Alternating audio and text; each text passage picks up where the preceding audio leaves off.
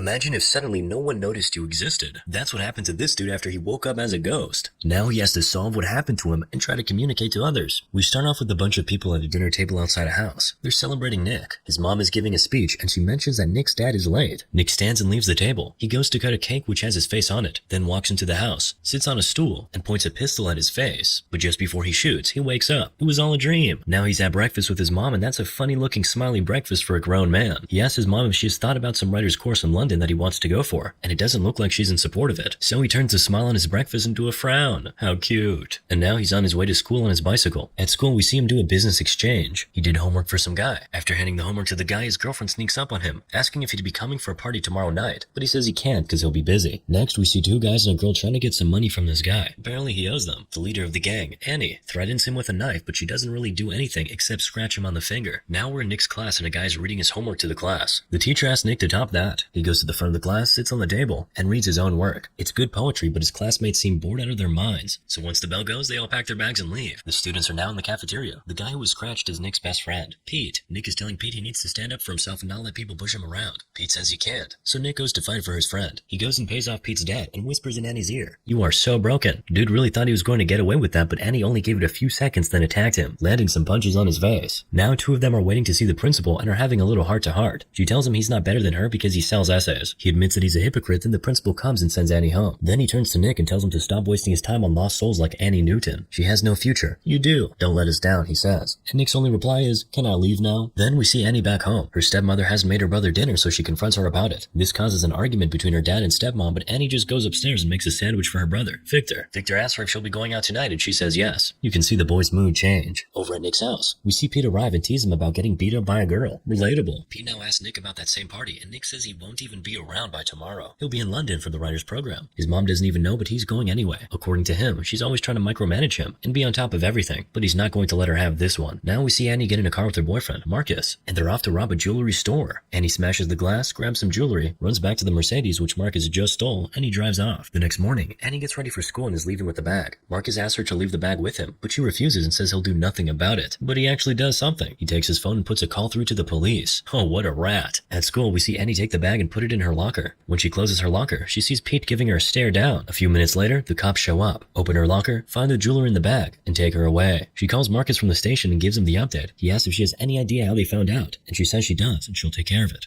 Do you really? Anyway, after the call, she leaves the station ready to exert revenge on the person she's so sure ratted her out to the cops. Now we see Pete saying goodbye to Nick. They hug and Nick goes home where his mom has found out about his ticket to London. Apparently, the airline called to say that the time of his flight has been changed. She confronts him about it. He apologizes and said he was trying to talk to her about it, but she notes that he has had the ticket for weeks, so he was going to go no matter what she said. But she's shocked he was just going to leave without saying a word. She says she feels like she has been living with a stranger. Nick is now in his room getting ready to leave. He takes a watch and puts it in his pocket. Then we see Pete walking pretty briskly, and boom, some guy comes and punches him from nowhere. It's Annie's guys. They take him to Annie. She thinks it's him who ratted her out, so she's beating him up, trying to get him to admit to something he didn't do. The torture is too much for him to bear, so he says he'll tell her who did it. Boy, who are you about to implicate now? The answer is his best friend, Nick. But you just have to understand his rationale. It's not like he's a snake or anything. He just expected that Nick would have left the country by now, and Annie would not have anybody to beat up. But unfortunately for everyone, Nick's flight got delayed, so he's at the party asking his girl if she wants to go to London. While they hang out, he throws her the ticket and tells her to have a good time. It would appear that his mom's little speech changed his mind and he no longer wants to go. And you know that isn't good news for anybody. He's walking back home when a car starts chasing him and then pushes him to a ditch. It's Annie and her boys. They're beating him up now. Pete comes out of the car and tries to explain his rationale, but nobody's listening to him. Annie now picks Nick up and asks him, "Who's broken now?" And he still answers, "You are." We all love a guy with some balls, don't we? Okay, that may have come out wrong. Anyway, Nick's balls earn him a few more punches and a hard kick to the face. That kick kills him, so they go and dump his body in a hole. During the process, Nick's watch falls, but nobody notices it. I could forgive Pete before, but not now. How would you allow yourself to be part of that? He's your best friend, for crying out loud. Anyway, Annie goes home and confesses to Marcus. She tells him she clapped the guy who sold her out, and you can see the shock on Marcus's face, because he knows for a fact that that was not the person who sold her out. He's now asking her why she came to him. "You know I'm on parole, Annie. Why'd you come here?" He asks and sends her away. She feels betrayed. Betrayed? Wait till you find out that he's the one who sold you out. She smashes some stuff in his workshop, gives him an ironic kiss, and leaves. Then early the next morning, we see her burning her clothes from last night. You won't believe what we see next. Nick. He walks out of the woods looking unscathed. So clean and fresh. He walks to school, goes and sits in class, but here's the thing. No one can see him. He's, how do you say it? Invisible. Relatable. So nobody knows he's in class, even though he's sitting right there and can hear everything they're saying. They use that opportunity to get a few things off their chest about him, even his girl. She calls him pretentious and says he's always trying to make himself feel important. You can't trust these girls, man. But then again, his best friend also betrayed him, so actually, don't trust anybody, bro. At first, he thinks they're only messing around with him, but then he takes a book, throws it at his shelf. The book never even leaves the table. He then goes to the telephone in the principal's office to call his mom. He's right in his principal's face, but the principal can't see him. This guy must be John Cena. Then he shouts out to his mom. He can hear her talking to the detectives about him, but she can't hear him. He's running home now. On his way, he clatters into someone in the school hallway, gets hit by a car, run over by a truck, but nothing really happens in real life. He gets home and sees detectives all around his house doing everything to find him. He tries to put his mother out of her misery by telling her he's dead, but of course she can't hear him. Now he's just wandering the streets. Man, if I found out I was invisible, I would be doing a lot more than just walking the streets. Anyway, the detectives, Brian and Kate, are making headway with their investigation. They spoke to the principal who told them Nick got in a fight with Annie, so they head to Annie's house. Apparently, Brian knew Annie when she was little because her dad used to be a cop. They're up on the roof asking Annie what she was doing last night, and Nick is there to supervise her lies. But he also finds out that Annie clapped him because she thought he ratted her out. He throws her off the roof, but you know, that just doesn't work. The detectives take a search party out to the woods where Nick's body was dumped, and Annie calls Pete and tells him to be there. Nick hears that and gets visibly sick. He's in his room now and he can see his mom come in and go through his stuff. She's reading a poem he wrote, and he's reading along with her. His pet bird joins him in invisible paradise. He holds it in his hands, and after some seconds, it disappears. That's a revelation for him. He says, "I'm alive," and he runs straight to where his body was dumped. He's trying to get the search party to find him, but he's not having much luck with the humans. The dog, however, first seemed like he could see Nick, but he turned away at the last second. The dog helped find Nick's watch, though. Now Pete is reporting to Annie and the rest of the gang. He feels they'll soon be found out, so he says he'll go to report to the police. Annie tells him if he reports, he goes to jail too. Meanwhile, Nick is there listening to everything. Annie now sneaks back into her house and she's trying to pack up her stuff and run away. Victor wakes up and asks if she's going to go away and never come back like mom. Oof, that's pretty heartbreaking. Annie is crying now. She might be stone cold, but she's soft when it comes to this boy. She tells Victor to never be like her. Excellent advice. Her dad walks into the room and tells her to leave, and she says cool, but if anything happens to her younger brother, she'd be back and she'd clap him. She leaves the house and Nick does one of his monologues again, telling her horrible family dynamic doesn't excuse anything she has done. The search in the woods intensifies. We can see choppers and ambulances now. A professional says if Nick is alive out there, he has 2-3 days tops. Now we get a visual of Nick's body, and we see his fingers twitch. He's really alive. Detective Brian now goes to have a word with Marcus. He asks him if he was with Annie on Tuesday night, and of course he says yes. He then asks him if he was with her the night before, when she robbed the jewelry store, and he said no. He knows nothing about that. Of course, Brian knows Marcus has been on parole for 8 months, but he doesn't stress that too much. He just drops his card and tells Marcus to call him if he sees Annie, because he wants to talk to her about a missing person at her school. Finally, Brian makes sure he lets Marcus know that he knows the exact brand of car that got stolen that same night the jewelry store was robbed. Nick is now telling his mom how he knows this won't change a thing for her, because she always has everything under control. He's shouting at her, shaking her, scattering everything on her table, even throwing a chair through the window. But of course, none of that actually happens. A few moments later, his mom breaks down and starts crying. She's really weeping and calling out Nick's name. Pete is taking a walk under the rain when Marcus comes from nowhere, grabs him, and points a gun at his chest. Marcus tells Pete that he's being followed by the police, and he actually is. He takes him into the woods and Pete points to him where the body was dumped. The next day, Marcus tries to trick Annie to come to a location so he can clap her, but she suspects something, so she calls Pete and tells him to go instead. Pete goes and is followed by Detective Kate, after Nick did his best to get her to wake up and look. Pete is now at the bridge with the two guys while Annie is watching from a distance, but then Marcus comes from behind her and points a gun at her back. He takes her to the bridge where the rest of the guys are and tells Pete to go home. He runs home. You can see how thankful he was that he was asked to go. Marcus says they have to move quickly because there's a tail on Pete, and he's right, but it's too late now. The cops are already here. Annie then grabs a shotgun from Marcus and is pointing it at the cops, but they're surrounded now. But Annie is one hell of a survivor. She manages to climb out and escape. Peter Parker would be extremely proud. While she's running away, Nick screams, "They'll catch you, Annie," and it seems like she heard him, because she turns around and yells something. So Nick goes, "She heard me." She goes to a club and sells a ring which belonged to Marcus to some guy. After he pays her, she decides to stay back and do a little dancing. She takes off her hoodie and beanie, and is now doing the signature white woman dance while Nick is just watching her. The next day she goes to her mother's grave, and she says she's sorry. Then Nick starts talking about how sometimes he wishes his mom died, instead of his dad, because of how much pressure she puts on him. He now reaches out to Annie and touches her shoulder. He says he knows she can hear him, so he tells her just to tell them where his body is, but she just stands up and leaves. He follows her. She breaks into the school at night and puts some money in an envelope for Victor, and puts it in her locker. Nick is there to tell her he's dying, and he doesn't have much time left, and ironically, she's the only one who can save his life. You can tell she can hear his voice in her head, so he screams her name and she turns around, but she can't see anybody. She's miserable now. She goes to take a shower, and being a good boy, Nick makes sure not to look. Meanwhile, Nick, the one in the hole that is, opened his eyes at this point. Annie is sleeping now on the basketball court, and Nick is right beside her, running his hands through her body and calling out her name. He oversleeps and is woken up by the basketball team that comes in for practice. How are you a ghost and oversleeping? Or sleeping at all for that matter? Anyway, now we see Annie in Nick's house. She's going through his old photos and getting nostalgic. Do not tell me these two are falling in love, because even Nick is out here smiling while his body's decaying in that hole. Thankfully, Nick's mom comes in and kills whatever romance was brewing. Annie runs out of the house and straight into the woods to where they dump up Nick's body, and Viola, the body isn't there. Nick is telling Annie that someone was there to move his body and he's asking her to think. She sees the substances that she found with Pete days back, and that tells her that Pete was here, so she goes after Pete at school. Pete is now telling her that Nick didn't even rat her out in the first place. He then confesses that he and Marcus moved the body, so she goes after Marcus. She ambushes him in his car, just outside a police station. Then she takes him to a precipice and tells him to go on his knees. Role reversal moment. Then she points a gun at him. Meanwhile, Pete is trying to self-delete. Nick is begging him not to do it, but Pete can't even hear a thing. But here's the beautiful thing. While Pete is in that transition zone where he's not dead yet, but not fully alive, he sees Nick. They can see and talk to each other. Nick is now asking Pete where he moved the body to at the same time Annie is asking Marcus the same question. They both answer about the same time. After they do, Pete's parents rush into his room and find him in the state he's in, and Annie just leaves Marcus and turns around to go find Nick. But not clapping him turns out to be not a very good idea, because Marcus stands up and shoots her. She doesn't die though. She has enough in her to shoot him and stand up and call Detective Bryant. She tells him where Nick is and tells him she left something for her brother in her locker, and he should make sure Victor gets it. The cops rush off to the dam where Nick's body is, but of course, Nick gets there before them. He finds his body and he's now touching himself. Oh no, not in that way.